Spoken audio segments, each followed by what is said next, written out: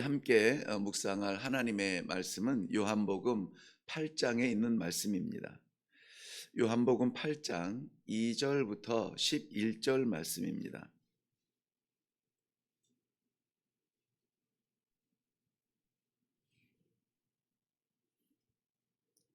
네, 우리 잘 아는 말씀인데요. 한 목소리로 좀 본문이 깁니다만 같이 읽도록 하겠습니다. 2절부터 11절까지입니다. 시작. 아침에 다시 성전으로 들어오시니 백성이 다 나오는지라 앉으사 그들을 가르치시더니 서기관들과 바리새인들이 음행 중에 잡힌 여자를 끌고 와서 가운데 세우고 예수께 말하되 선생이여 이 여자가 간음하다가 현장에서 잡혔나이다. 모세는 율법에 이러한 여자를 돌로 치라 명하였거니와 선생은 어떻게 말하겠나이까?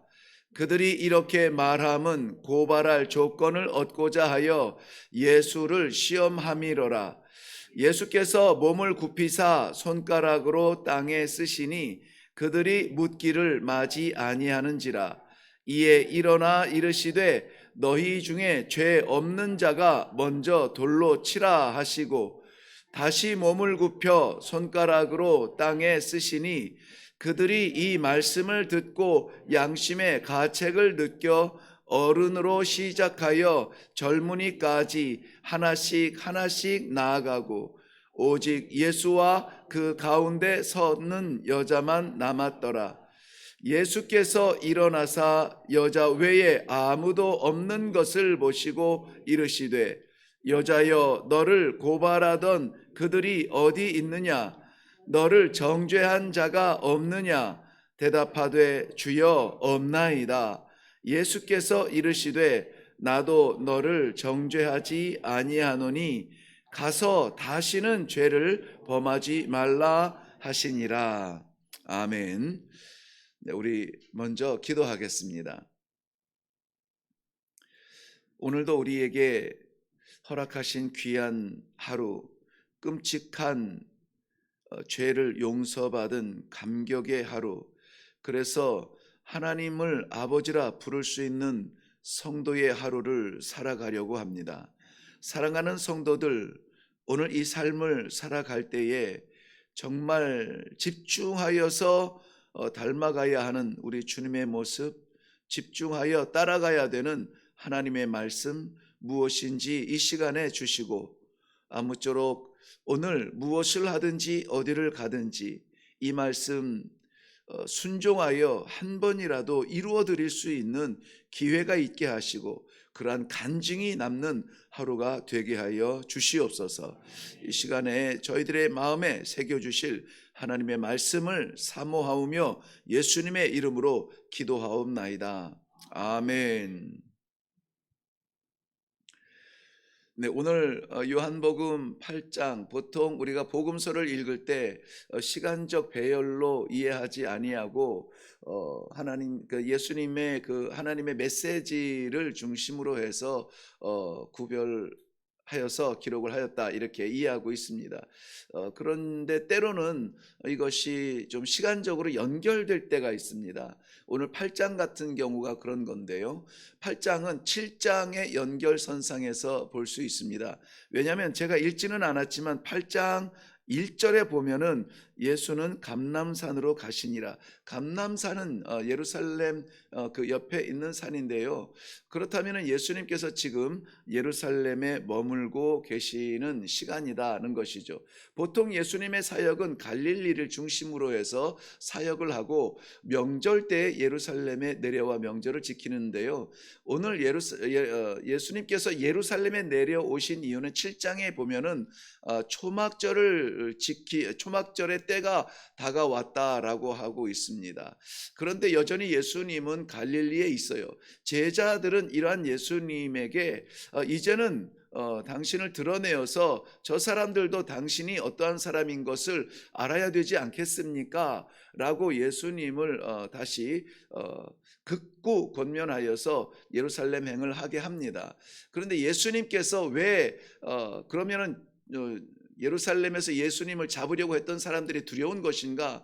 보면은 7장 1절이나 7장 25절 보면은 분명히 이미 사람들은 예수를 잡고자 하여 예수님을 잡으려고 작정한 사람들이 있습니다. 그래서 예수님이 두려워서 그들 속으로 들어가려 하지 아니하시는 건가? 그런데 그것은 아니고 예수님의 말씀에 의하면 아직 때가 되지 않았다는 것이에요. 더 많은 사람들이 이 복음을 받고 더 많은 사람들이 이 고침을 받고 나음을 받고 오늘 8장 전체의 주제인 것처럼 진리가 너희를 자유케 하리라. 자유케 되어야만 되는 묶여있는 고난당하는 그러한 백성들이 있다는 것이고요. 예수님의 작정되어진 십자가는 이루어질 것이지만 우리의 때가 아니라 하나님의 때라고 하는 것을 우리는 분명히 알아야 됩니다. 그래서 우리가 때로는 하나님 앞에 그 때를 답답하여서 구할 때가 많아요. 아직도 이렇게 풀려지지 않은 것들에 대해서, 아직도 변화되지 않는 어떠한 것에 대하여서 정말 나에게는 그런 것이 없나, 정말 이 상황은 해결될 수 없는 것인가 라고 할 터인데, 우주를 섭리하시는 우리 하나님의 섭리를 믿는다면은 아직도 되지 않은 것은 하나님의 때, 내가 준비되지 않았고 내가 부족하고가 아니라 하나님의 때가 되지 않았다는 것이죠. 예수님께서는 그럼에도 불구하고 이 초막절을 지키기 위해서 예루살렘으로 가십니다. 초막절이라고 하는, 우리가 최근에 한번 나눈 적이 있는데요. 초막절의 정신은 하나님을 체험한 간증의 전승입니다. 초막절은 이스라엘 백성들이 가나안 땅에 들어가서 지켜야 되는 절기 중에 하나인데요. 가나안 땅에 들어가서 이제 내 땅과 내 집을 가졌어도 초막절이 되면은 온 집안이 어른부터 아이까지 집을 떠나서 안정되고 창고에 가득한 곡식을 뒤로 하고 광야로 나아가서 거기에서 초막 지푸라기로 이 텐트를 짓고 거기에서 일주일 동안 머무르면서 지내야 되는 것이 초막절입니다. 그렇다면 이 초막절에 되어지는 일들은 무엇이냐면은 아시겠지만은 그 집안의 가장 어른이 그 모든 식구들, 특별히 자녀들을 모아놓고 광야 40년 동안 하나님께서 어떻게 인도하셨는지를 교육하고 그 어른들의 믿음이, 하나님을 향한 신앙이 이 광야 생활을 경험하지 못했던 어린 아이들에게 전승되도록 지키는 것이 초막절입니다. 그렇다면은 이 초막절을 지키기 위해서 예수님께서 예루살렘을 방문하시게 되는데요. 여전히 7장에 가득 찬 내용은 무엇이냐면은 사람들이 저를 잡고자 하여 이런 것들이 계속 긴장 가운데 있습니다. 그런데 그러기 위해서는 무엇인가 시도를 해야 되는데 잡지 못해요. 왜냐하면 사람들 가운데 지금 웅성거림이 있습니다.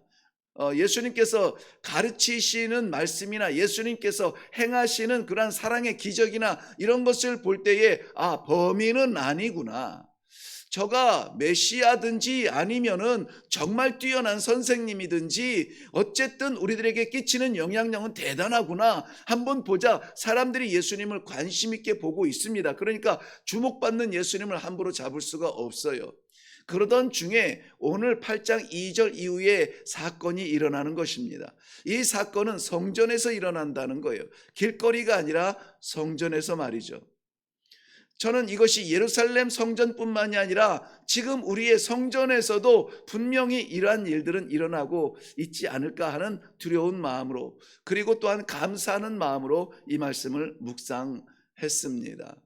성전에 모여든 사람들 가운데 특별히 오늘 등장하는 주요 인물 가운데에 바리새인들과 사두개인들이 있습니다. 존경받는 종교인들이고 유대인들에게 있어서는 저들이 마치 종교를 가르치는 스승, 율법을 가르치는 마치 모범의 길을 걷는 사람들로 여겨지고 있는데, 저들이 시도하는 것이 무엇이냐면은 예수를 잡고자 하는 것입니다. 그 내용을 보면은 이렇습니다. 그 사람들은 바리새인들과 서기관들이죠. 그들이 음행하던 여인을 잡아 옵니다. 그래서 이 여인은 음행 중에 잡힌 여인이죠. 그리고 나서 이 여인을 앞세워서 예수님께 이렇게 질문합니다. 모세는 율법에 이러한 여자를 돌로 치라 명하였거니와 선생은 어떻게 말하겠나이까라고 말하죠. 모세가 말한 것은 율법이 말한 것인데요. 레위기 20장 10절 말씀에는 누구든지 남의 아내와 간음하는 자, 곧 그의 이웃의 아내와 간음하는 자는 그 간부와 음부를 반드시 죽일지니라. 신명기 22장 22절 말씀에는 어떤 남자가 유부녀와 동침하는 것이 드러나거든 그 동침한 남자와 그 여자를 둘 다 죽여 이스라엘 중에 악을 제할지니라. 분명히 그렇게 율법에 기록이 되어져 있네요. 그런데 율법에 기록되어져 있는 이 심판의 대상이 누구냐면은 누구든지 남의 아내와 간음한 자 이렇게 되어 있어요. 물론 간부와 음부, 즉 간음한 남자와 음행한 여자를 같이 죽이라고 했는데요. 이 율법을 직접적으로 받는 것은 누구냐면은 남자예요. 율법의 대상이 우선 이 타겟이 남자로 되어 있다는 것이죠. 신명기 22장 22절에도 마찬가지죠. 어떤 남자가 유부녀와 동침하는 것이 드러나거든 동침한 여자와 그 남자를 동시에 같이 죽여 이스라엘에서 악을 제거하라 그랬습니다. 그런데 이상하지 않습니까? 이 사건에서 이상한 것은 잡혀온 것은 여자 혼자 잡혀와요. 남자는 온데간데 없습니다. 간음은 혼자 저지르는 것이 아니에요. 그런데 여기에는 여자만 잡혀 있습니다.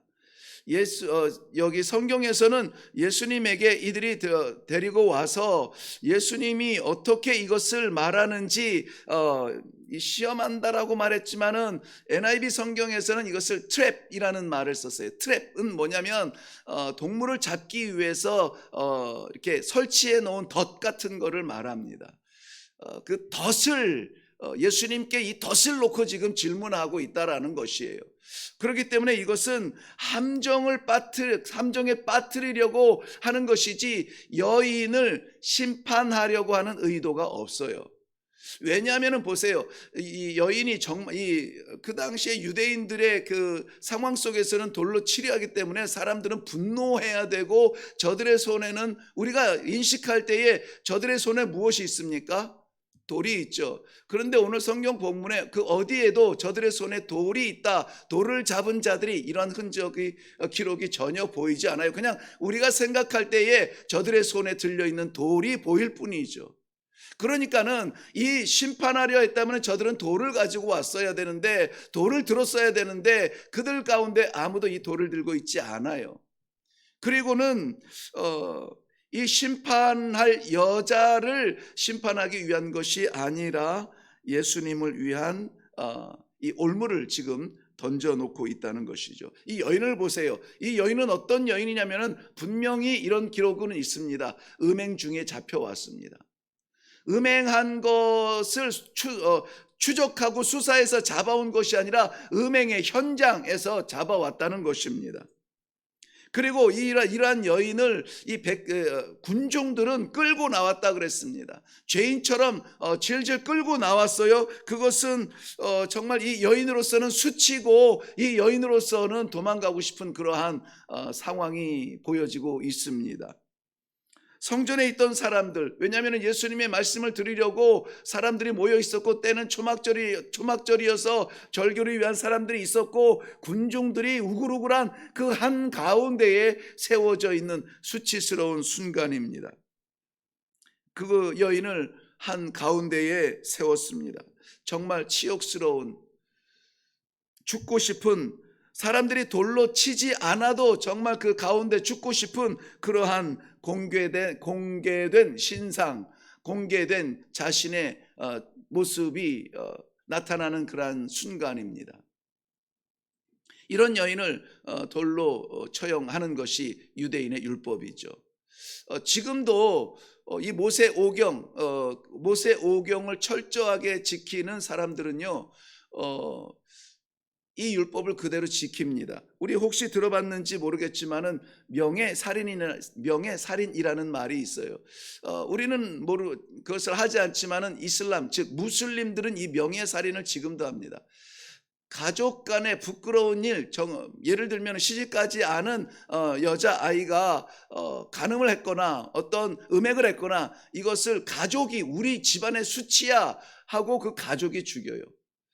가족이 그 집안의 명예를 지키기 위해서 살인을 합니다. 그것이 허용이 되어져요. 그것이 명예살인이라고 지금 무슬림들은 그것을 진행하고 있습니다. 그러므로 이 여인은 율법에 의하면 죽어 마땅하죠. 그런데 율법에 따라서 돌로 치라라고 말을 하게 되면은 예수님은 이 사형을 언도할 자격이 없는 유대인이에요. 로마의 법을 어기게 되는 것입니다. 그렇다고 이 로마의 법까지 가지 않더라도 예수님이 사랑과 용서를 외치고 있으니 이 여인도 용서하라라고 말했다면은 모세의 율법을 거스르게 되죠. 그러니까는 죽여라 살려라 모두 다가 트랩이 되는 것입니다.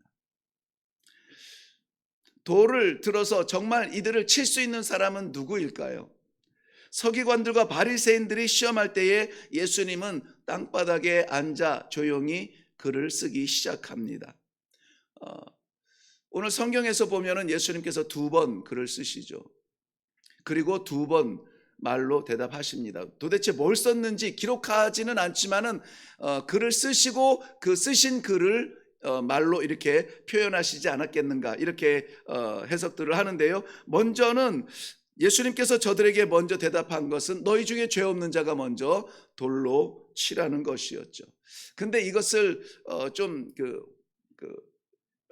이렇게 기록했어요. 원문의 그 느낌대로 보면은 이런 느낌이에요. 물어보는 거예요. 우리 중에 돌 없는 자가 먼저 치면 어떨까? 이런 식이에요. 그러니까는 예수님이 말하는 것이 아니라 저들이 생각하고 저들이 대답할 수 있도록 오히려 질문하고 있어요. 우리 중에 죄 없는 사람이 먼저 돌로 치면은 어떨까? 하고 저들의 양심에 질문하고 있어요. 그 다음에 2번째 글을 쓰실 때에는 저들이 이미 양심의 가책을 받은 상태였습니다. 그래서 저들은 돌아가기 시작하고요. 나도 너를 정죄하지 아니하노라 글을 쓰고 있는 것이죠.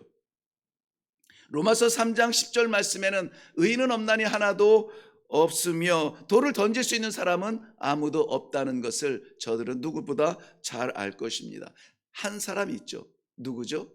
예수님만 돌을 던질 수 있어요.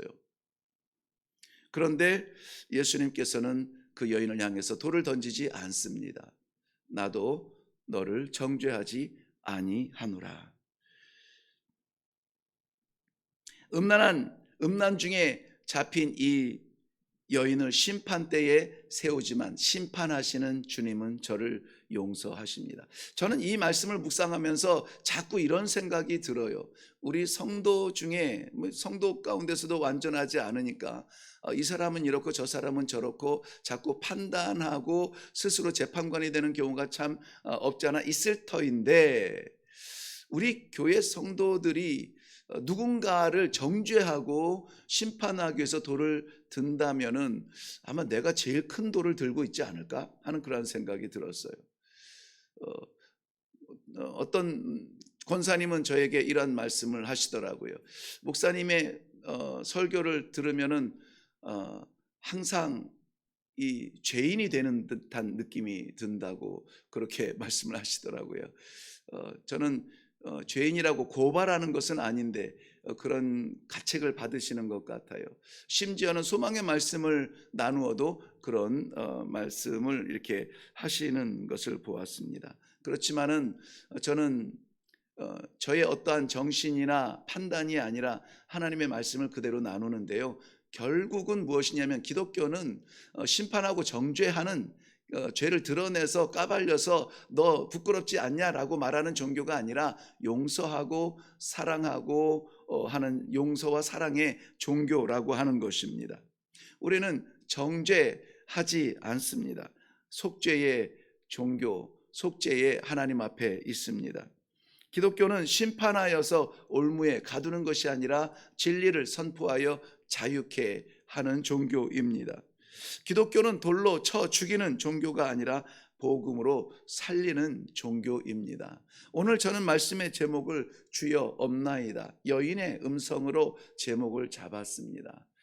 나 자신도 사실 부끄러움이 많습니다. 감춰진 것이 많이 있습니다. 드러내 말할 수 없는 것들이 많이 있습니다. 그럼에도 불구하고 늘 자신 없고 늘 부족하고 늘 두려운 자리이지만은 이렇게 서서 말씀을 대언하며 성도들의 마음에 하나님의 말씀을 전달하려고 노력할 수 있는 것은 나의 어떠함이 아니라 하나님께서 내 모든 부끄러움과 부족함과 숨겨진 그 모든 찌꺼기 같은 것들을 용서하시고 기회를 주시기 때문에, 용서하시고 기회를 주시기 때문에 거기에 충실하는 것입니다. 사랑하는 성도 여러분, 우리 다 동일한 존재들이에요.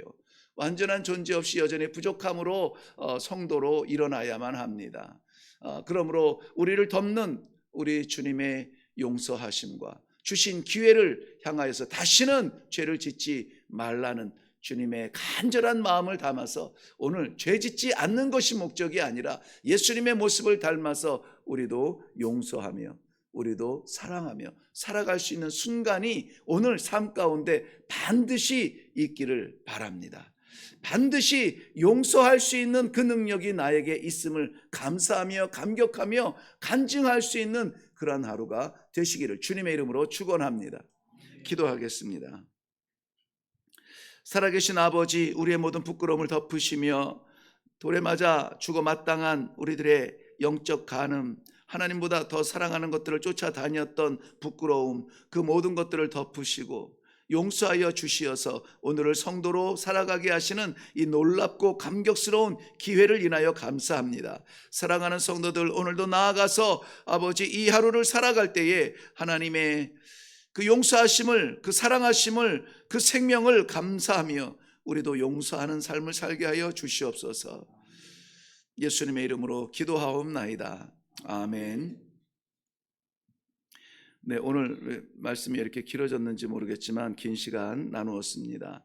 결론은 예수님의 용서였습니다.